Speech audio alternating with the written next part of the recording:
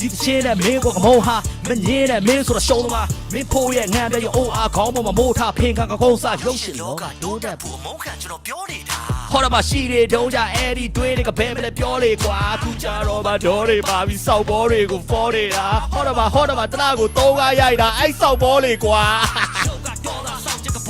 ဒီပဲဟုတ်ပါလားဟုတ်လားစောက်ဖင်အားနာဒီလား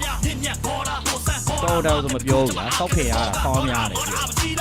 တော့အခုပဲမှမတော် skills ဆိုတာကောက်တင်လိုက်ပြီအဲ့မဖြစ်မှန်တဲ့ဘက်ကဘာညာဖင်ဟန်လိုက်ရအောင်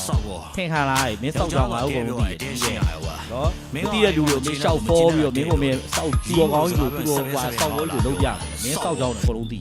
နော်ငါပဲမင်းနဲ့ရိုက်ချင်လို့ဟဲ့လားနော်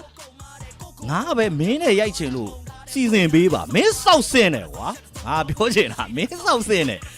ခက်ရိုက်ပြောရတော့မင်းစောက်စင်းတယ်ကွာမင်းလိုမျိုးစောက်ဘောကားပဲရိုက်လာတဲ့ကောင်ပြောင်းငါဘွားမှာတခါမှရိုက်ဖို့မင်းက plan ထဲမှာမရှိဘူးကွာမင်းနဲ့ဘာလို့ကားရိုက်ခဲ့လဲဆိုတော့ငါပြောပြမယ်အဲ့ဒီအချိန်မှာငါဆောင်းရစိတ်တက်ကြပြီးတော့မှဘဝကြီးမှာငါဘာမှဟိုအိမ်မနေငါဆောင်းရမ်းကိုဆောင်း depression တွေဝင်လို့ငါစောက်လုပ်တွေအကုန်လုံးမယ်ကွာဆိုမင်းကားမှမဟုတ်ဘူး